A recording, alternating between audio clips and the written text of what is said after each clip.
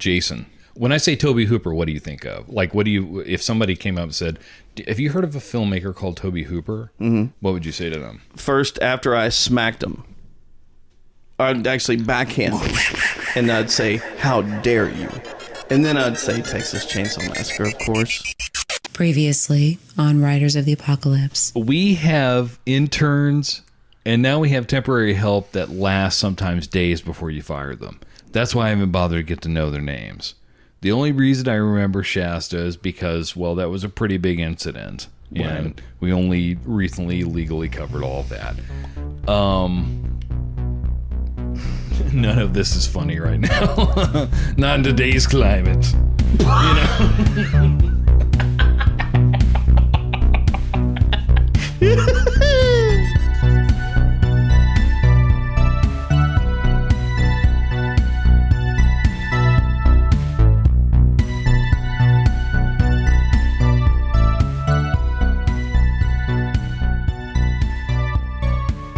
The interesting thing about Tobe Hooper is that he proved that he had skill directing kind of commercial ventures, but he's also responsible for one of the most terrifying independent films ever made.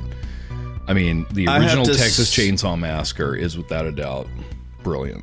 It's brilliant, and it is still seriously a nerve-wracking experience. Yeah. You can watch the movie 10, 15 times, and it's still you're still your blood pressure is still probably high during that movie. It's not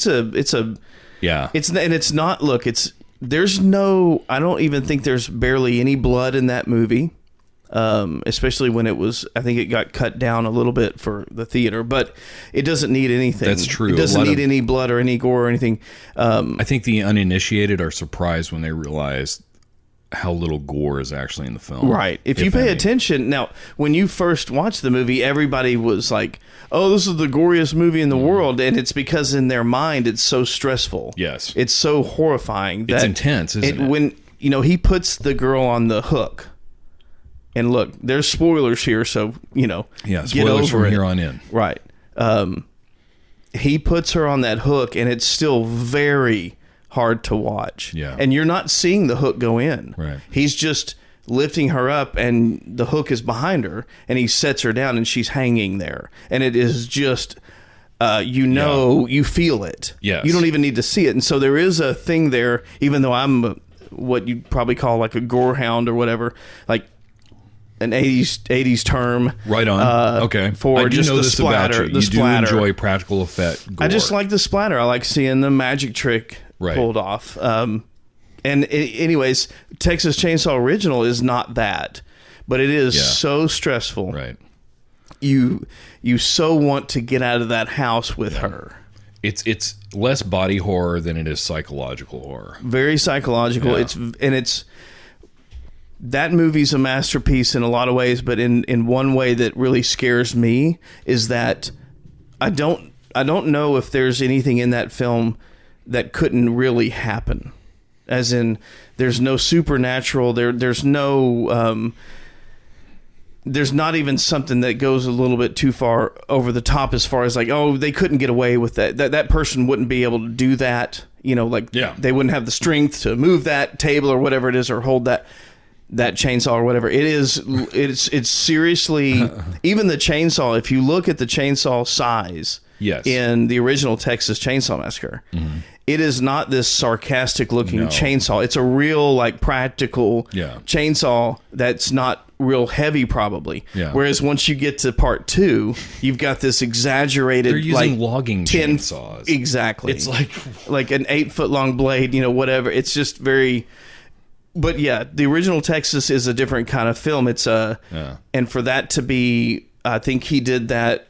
I think Mr. Hooper did that in either just getting out of college, or maybe it was a part of a school type film. It was one of his very first, for sure. And it's one of those where you take almost no money And now, what he put those actors through and stuff was pretty brutal. Yeah. I've watched some documentaries on it, and all the bones and the rotting animals and stuff that are around that house. Okay. Those were all real. Oh, that's right. So they were smelling, and this is in Texas. It was filmed in Texas, and it was hot. So that the actors were dealing with rotting like chicken bones and stuff. People were. Did anybody get ill from that? I don't know. Okay. We don't hear. I haven't heard any stories like that. But it's just it was apparently very difficult, and actually it may have added to their acting intensity because it's you got to imagine. It's been hot this summer. We've had That's true. It's the 1st of October, and we've still had like a 98-degree day. Yeah. And we're not really that far south. And another interesting thing about that type of like late heat wave that we're getting, right? Because it's happened before in the past. Sure. And one of the problems is that the air does not move because Nashville's in kind of a valley. Stagnant. And so it's a good chunk of Middle Tennessee is through a valley. Yes. And there's other higher elevations around it. And so sometimes the air just stays still. And when it's hot like that and humid, dude, it is. And I'm breathing dirty air. I know there's something that, it's full of pollen. And imagine being in an old farmhouse in Texas. So we're talking possibly easily 100-degree weather. I mean, I'm from Texas. Right. Got family there. It's 110 degrees is something you've got to be used to at some point in the summer. And and imagine being an actor, a new actor, you're struggling to get your career going, a new director who is gambling on this stuff. And you're asking the actor and people, actresses and actors to walk around in very unsanitary, I would say. Yes. He literally had people bringing almost, I think like roadkill type carcasses into the house. Wow. And because I don't know, but it was an experiment, and it fucking worked. Yeah. It is, you can see that it's not a gory movie, but it's just fucking horrifying. By the time she gets out and she's in the back of the truck screaming and leaving Leatherface on the road, that's such a beautiful relief. Yeah. The sunset the sun is rising because it's been all night. And another thing about it that I was very taken by, I remember this when I first saw it, is when it ends. And it's, she's screaming in the back of a truck that is driving away to safety, as far as you know. And Leatherface is standing there. Well, he's not standing there. He's jumping around in the middle of this road because he lost her. Well, and he's swinging the chainsaw in that dance that became very famous. Yeah. And he's just also like, winging it around on the end of his arm too. Yeah. And then it just cuts to black, and it cuts the sound. That's right. And it's like that movie at one point does not stop until the credits roll. That's right. Fantastic. It's not even Tobe Hooper says that, he was kind of, I think in his own way, I'm going to kind of paraphrase him, but people were a little bit, I think some people were disappointed with Texas Chainsaw 2 because it wasn't the same animal. And it's not. And that's what we're going to talk about. Let's talk about that. But where I want to go with this real quick, and we'll get deeper in, but is... Tobe Hooper actually said in comments of Texas 2, he's like, get over it. It's all a comedy. Okay. Yeah. How ballsy. Get over yourself. Even Texas Chainsaw 1 is a comedy. Don't you see? Like, what a director. What an asshole. Like, I'm like, okay, well, maybe it's a comedy for you, but you're laughing at us watching this in terror. Yes. Is what you're doing. Let's talk a little bit about something else Joe Dante has done as well to kind of put things in perspective for his career. Oh, not Joe Dante. I'm sorry. What the fuck? Like, are we going? No. Was that sorry. Gremlins? Why did I do that? Bonk. No. Poltergeist. Tobe Hooper. Yeah. Like, why? Well, you've been taking that cold medicine, so you're forgiven. It's a whole thing. I'm glad that's clearing up, though. You sound great. Thank you. I've been just lay off the NyQuil. Hey, remember? What if you just that harsh whispering, like, "Hey, I told you, don't ever talk about that. I have a problem." I told you. If you'd quit robo tripping. Look, the whole syrup thing has not been in for a while. You're still Scissor. on that. Cinnamon. Fantastic. But yeah, the Texas Chainsaw 1, different movie, Yes. groundbreaking.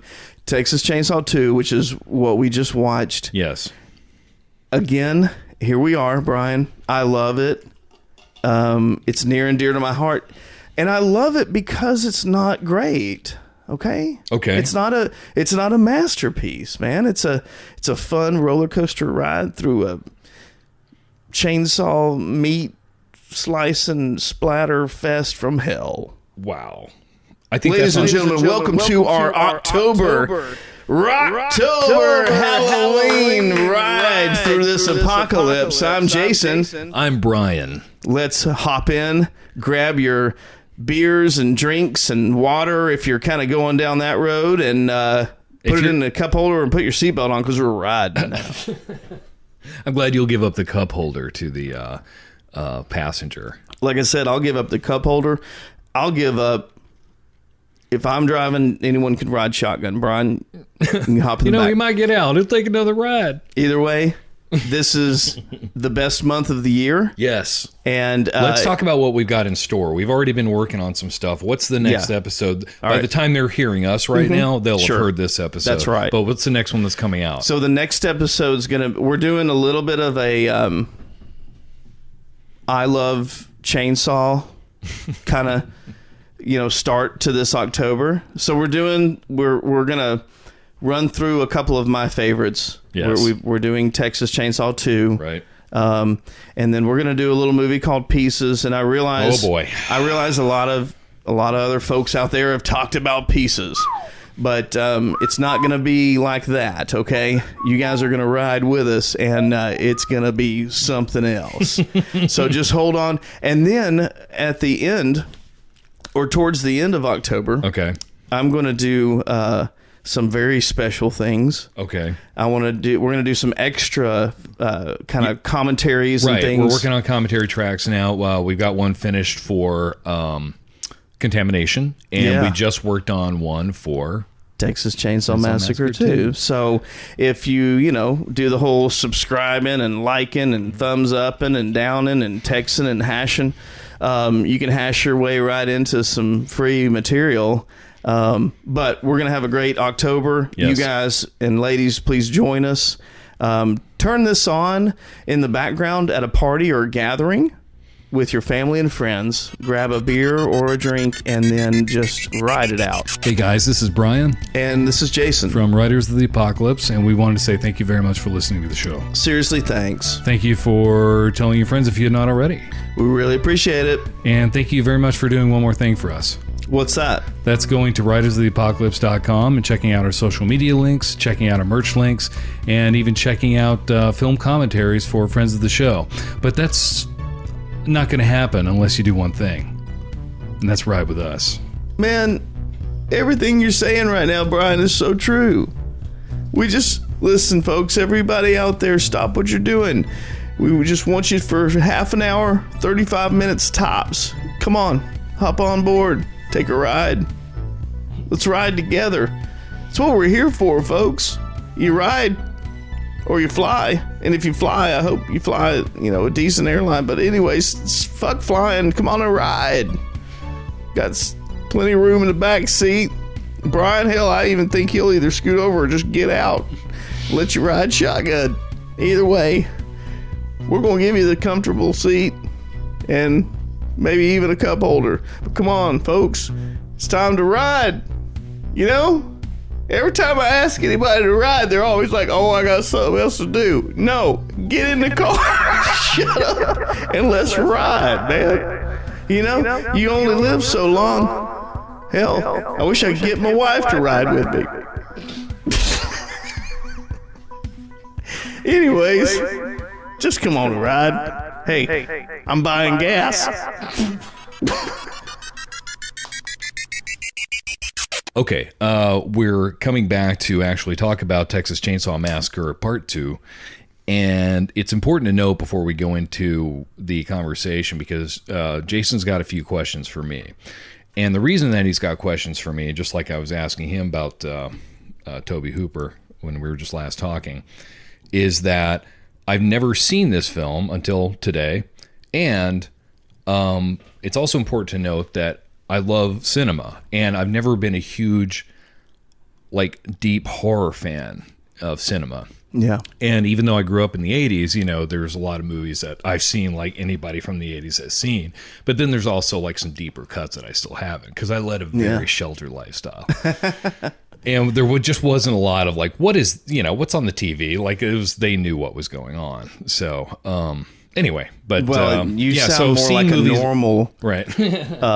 Whereas me and my group of friends, we were digging deep on. You guys call us normies? We call you normies. We were digging deep on horror, man. Yes. We were in the horror section at the VHS family video down the road, like every weekend. Yeah. Stacks of 4 to 5 movies and just plowing through. At about that age, I was making like, I was really getting into like science fiction and like deep diving into comic lore and heavy metal. Like nice. I just had, that was my makeup in like late middle school to like, you know, freshman, sophomore year and stuff like that. And then I started listening to other stuff, but no, that's great. And that was my, so that's why it's just not painted with horror. Did you do vinyl back then? Were you buying records or were you buying tapes? Some of my first music was records. Okay. But yeah, so, but yeah, then it was all about tapes. Yep. Yeah. And tapes cassette were big. recording and dubbing. And you remember when the tapes went from, they were white to clear. And when they went to clear, you were like, ooh, this slick. is fancy.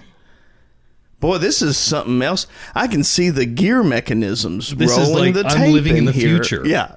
But it's still on this analog, like dinosaur type thing now. Like, just... Tapes at the end actually sounded pretty good. They were using like this chromium. There was like a chrome on the tape or something. They did sound good. And then remember when there was that graduation of...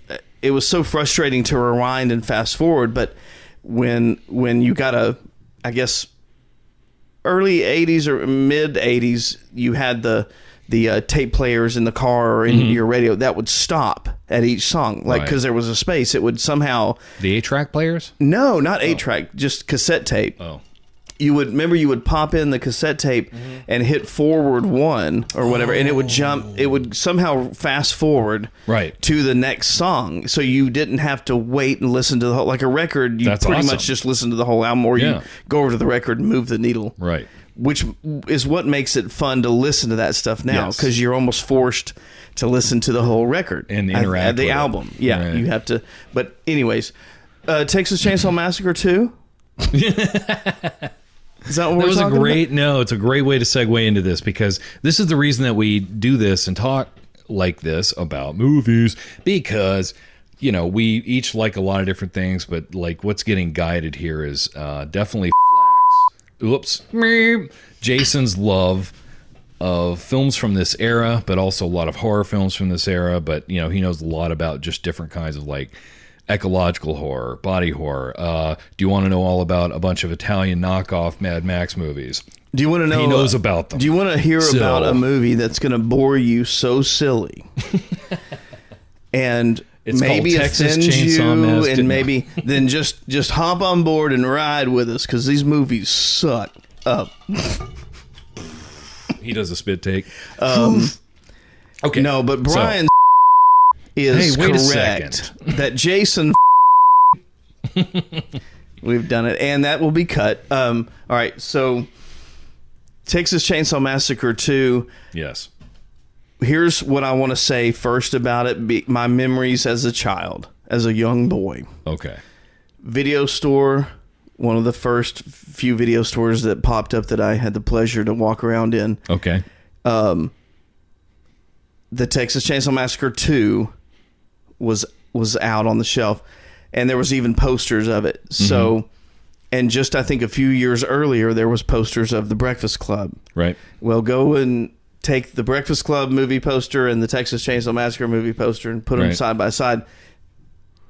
It's clearly a parody of that poster. Right. Okay. So if you look at the Texas, where they're, you know, Grandpa and Chop Top and Leatherface, they're all piled up on top of each other, just like, hey, we're just in detention for the weekend, No. and it's going to be a hip movie with Brat Pack. So that should have been a signal to everybody that It's like here's what you're getting into. Whoa. Like the whole movie is so sarcastic and in your face. Like, we don't care if we make any money. Go watch football. Like, it's just bizarre the level of just sarcasm and hilarity and also brutality in that movie. Right. Texas Chainsaw 2. But it's the starting point is, I always loved the cover art and I had no idea why. And it's literally a side by side making fun of the Breakfast Club poster. Got it. And right. anyway, so that moving forward, I think the first version I saw of this as a young person with probably a couple of my very close friends. I had a couple of friends I'm still friends with now. Chris, shout out, Paul. Probably watched it first with them. Texas Chainsaw 2. All right. And it was, I think, the R-rated VHS version. So there was a lot cut out, but it was still brutal. And then, VHS tapes and TVs back then didn't have the lighting correct. So you would, if you had a dark shot, right, gore scene or something, like the jump right to it, the scene where the fraternity or the rich snobby college kid, it gets his head sliced off. Yeah. That scene, you could see what happened on the VHS tape. I just remember not seeing how clear the gore is from behind with the spurting out blood. Right. With the behind the headshot. Yeah. And so you missed that with as tape. Just watching it on VHS, you just couldn't see. It was still intense and you could see something spurting, but it was very dark. And just to see it on that pristine DVD, almost Blu-ray quality, right, you can clearly see the gore there. So it's just, but it's seeing awesome. that as a young person, and then that movie's so goofy, and then of course the star of the movie is just very attractive and almost kind of normal looking. She's not a Barbie doll type female lead. She's kind of like person you'd want to kick it with, just kind of and she goes through these things, this terrible day. Right. It's really just almost a day, just like the other movie. Yeah. The other movie is just a 24-hour, I think, period, which Right. makes it beautiful. Like, it's a straight timeline. Yeah. But yeah, she just has a bad day. It's one of the worst days that any Southern DJ's ever had. She's a radio DJ, and the film opens with, we don't have to do a blow-by-blow of the movie, but I did want to talk about certain things that well, I want you to we enjoyed jump about in, the movie. if you will, and So the experience tell for me me, your favorite parts or just anything that stood out. Just go. Because audience, I've yet to hear Brian's take on this movie. So we don't know right now if he hated it, if he liked it, or if he was kind of like, hey. So let's hear from Brian. so let's No let's have some of pressure. that wit ass. No pressure. No, what favorite parts or not so favorite Right. parts go. Okay, so Texas Chainsaw Massacre 2, first time seeing it. There were times that I Which is was amazing to me. watching the film in a state of rapt, just I knew good and well that I was catching myself slamming my mouth shut from gaping open because I was just looking at the screen like, what am I seeing right now? And that's not a bad thing. It sounds like the appropriate reaction. Yeah, Sounds- so I don't normally see movies like this. But yeah, so there was a lot of intense shots. I noticed that this film was definitely shot in a very slick kind of commercial way. I'm not saying that as a bad thing at all. That's It looked not like a Canon not film. a diss. Am I wrong? Yes, It looked and like it was a Canon probably film. one of the more well shot ones. Yeah, what do you think? Oh, Out of all the Canon films? Well, I mean, it's again, we probably shouldn't even ask my opinion anymore on this movie because it was my selection for one of the best one of the best chainsaw movies. Period. Well, we could talk about I'm a stuff little we agree on. biased. I'm a little biased, but Yeah. yes, it's amazingly shot. We talked about this while we were enjoying the movie, that I enjoy some of Tobe Hooper's work because he does this lighting thing where some things are usually blue or red. Yes. Or both blue and red. And then by the end of the movie, you've got a Christmas tree lit cave. The lighting is just, I think, It's one of the color. things that makes it almost like an art. Mm-hmm. Like he's making, that's what I like. it helps you separate from the movie and make it like you're looking at a story. Yes. Like we talked. So anyways, that's one of my favorite things. Those shots are... This movie seems to take place in a hyper-real kind of universe. It's sort of a... It's like you're reading a comic book. Yes. Dude, it's exactly like you're reading a comic. Like zip, bang, bow. You know, it's almost that... Yeah. I don't know how else to put it. Highly representational stuff. Yeah. The colors definitely like very heavy, like hard blue or red gels, like over some lights. And we were talking about how a lot of Creepshow looks like that, especially when things turn mentally worse for whatever protagonist you're following and which story you're watching. You know, some of the best things of Creepshow are the lighting and stuff like that. Yeah. And it's that same kind of thing where they'll just zoom in on something and it's a really deep green or a really deep red. Yeah. And it's doom. It's was there any... It makes it so hyper real. If that's even a word. I think it's a word. You said it. And if it's not, then Webster needs to get to work.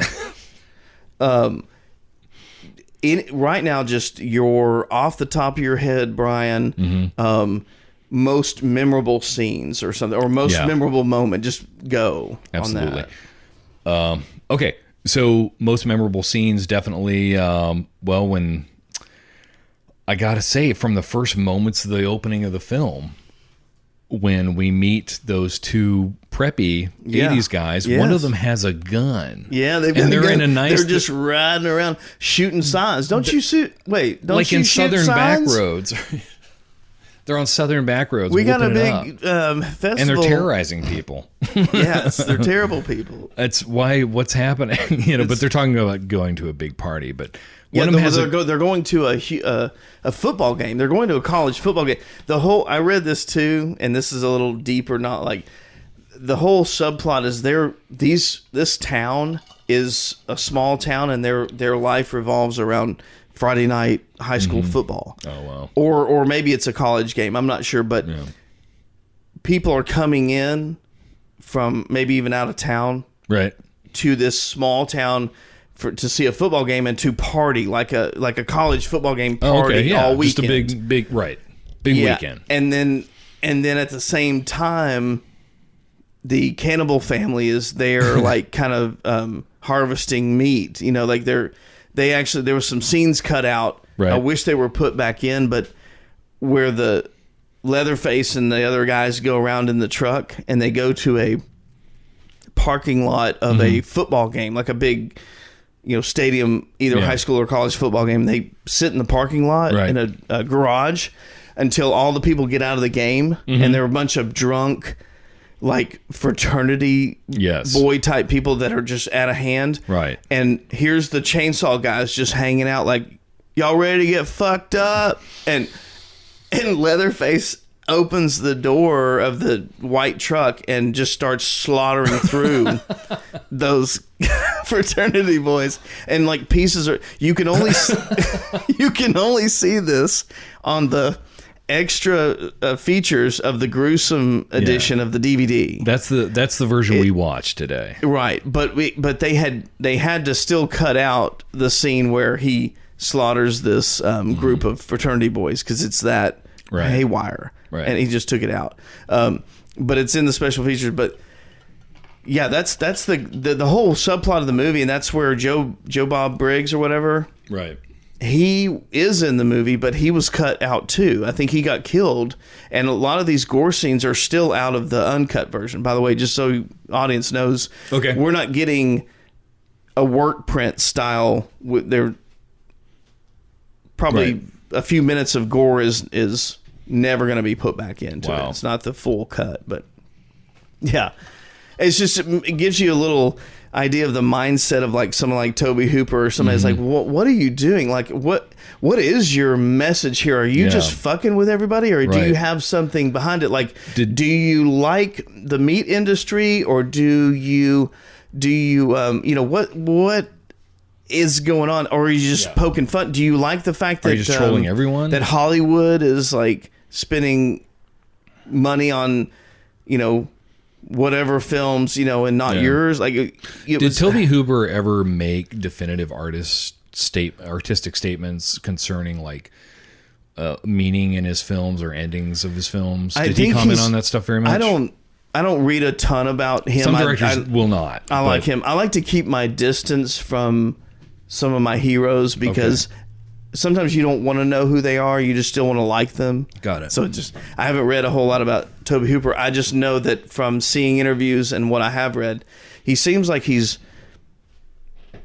delightfully sarcastic all the time. Like he's literally really does feel like Texas Chainsaw 1 is a comedy. He's that kind of guy. Yeah. Like I don't think he's I think he's kind of like, fuck you. Like he likes to middle finger. Like I think Texas Chainsaw 2 is almost a middle finger to something. Yeah. And it might be the film industry or something. Do you think he kind of stayed that way?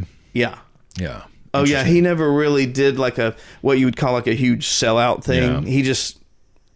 He stuck to some, To wrap up this section, it is reminding me a little bit of.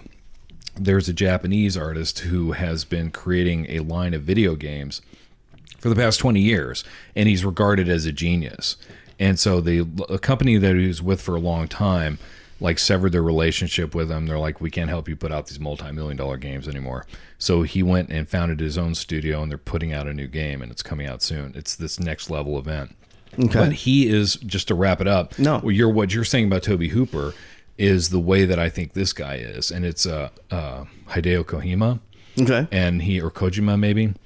He made the Metal Gear Solid series. So to wrap up, the connection between Tobe Hooper and Hideo Kojima, to me, is that they're both artists that have created like very large, popular, like pop culture iconic kind of things. Yeah. And they've intentionally messed with the story.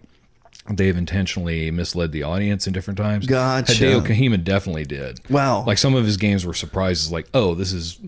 Okay. They're used to like Metal Gear Solid 1 and 2, and then like, oh, I'm playing in the 60s now. Oh, shit. Old equipment. What's going on? That's cool. And but the lore is just crazy too. Anyway, but so he's that kind of guy. Iconic. He'll keep checking his audience. Yeah, it's interesting. Oh wow. So Tobe Hooper seems like that. Tobe Hooper's checking somebody. Like that movie really felt like, especially watching it today, it really did feel like that it was like kind of in my face about something. Like maybe a little anger there. Like seriously, like a Hollywood, being involved in the Hollywood industry, and you're an artist kind of thinking like Tobe Hooper, and then these things happen and you're like, fuck you. Yeah. Or maybe you're just like, it's almost could be like the Human Centipede type of thing where that guy made the Human Centipede, I think, because it was that movie, because it was so shocking and almost like you almost dared yourself to watch it. Right. And I did force myself through it, and it was upsetting. But if you don't know Human Centipede, just Google it. But Human Centipede was made just for shock and to be kind of like, fuck you. It literally is like, if you watch this movie, I hate everybody, and it's like join in the hate kind of thing. That's what it feels like. It feels like you're part of the problem. Feels like a slap in the face. It feels like somebody's mad about something. And Texas Chainsaw 2 kind of feels like that too, because it goes so far over the top. When I first saw, God, I forget his name, but it's the nice guy that eventually gets skinned at the end. Yes. Forget his name, but he gets killed with the hammer. Right. And it takes like 30, 40 minutes. It seems to take part of the half second the act. movie. No, it's so brutal that you're squirming for him. Like you're like, stop hitting him with the hammer, please. Like it's upsetting now. Yeah. I mean, and that's the over the top, like kind of middle finger I'm talking about. Right. That Tobe Hooper may have been giving to who or whatever. Yeah. Because you got to imagine he did Texas Chainsaw Massacre, and I think I'd have to look at the numbers. I'm sure it's now a huge success. He's making money now, but I don't know how much of a box office hit it was when it was in the released. But I think that he may have gone through some issues with different Hollywood things, trying to get things done, produced and directed. That by this time, by the way, I think I found out it's 1986, I think is the movie.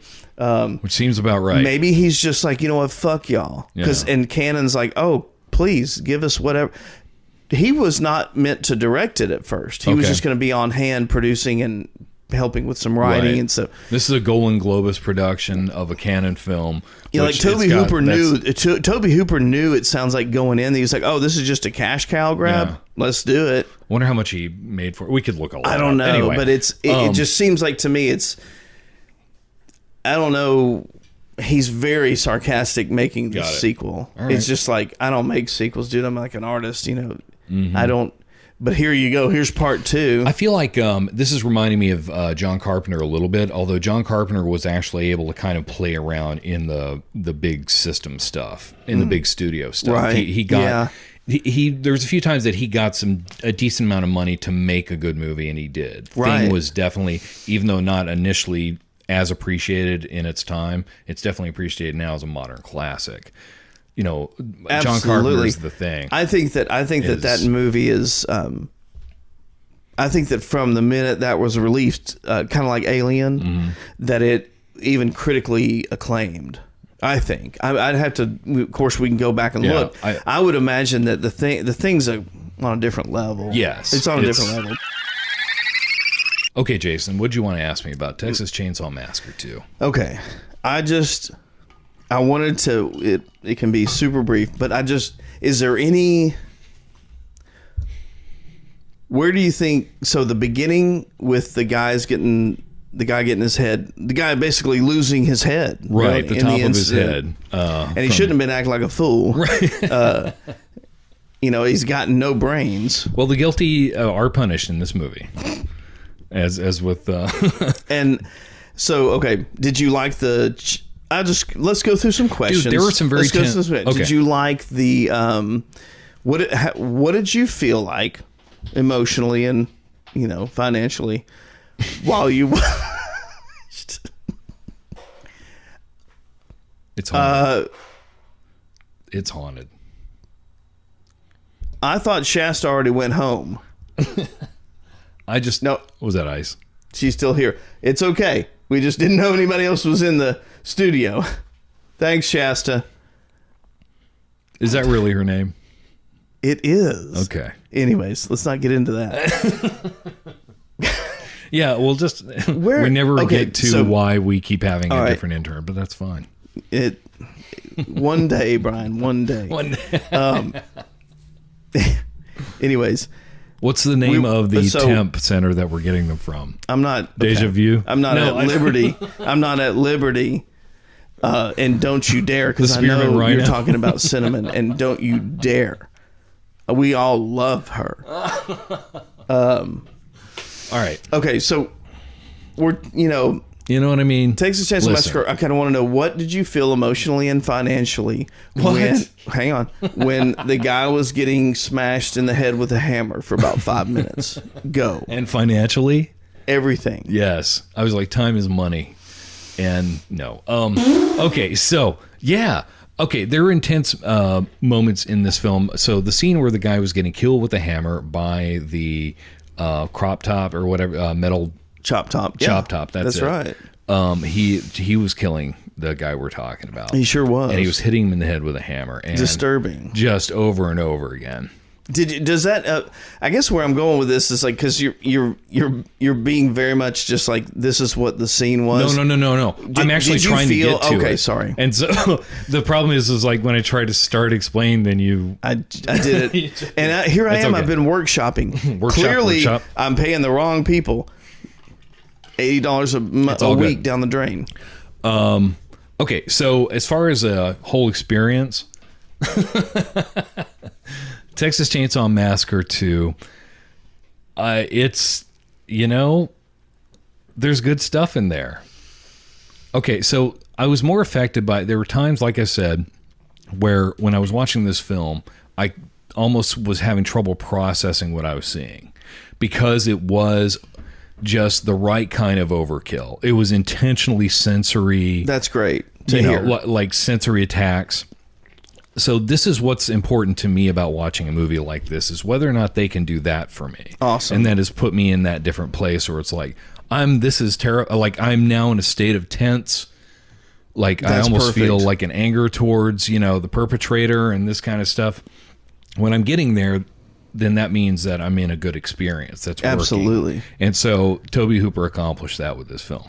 That's amazing. So I had a lot of fun watching it. That's a huge... Okay, for those listening, at least Cassidy's here listening at our feet. Cassidy, what Brian's saying, that's coming straight from the heart. No, I love that you... That is... For those listening and not familiar with us, that is the biggest compliment Brian's ever given to a movie we've watched so far here on Riders of the Apocalypse.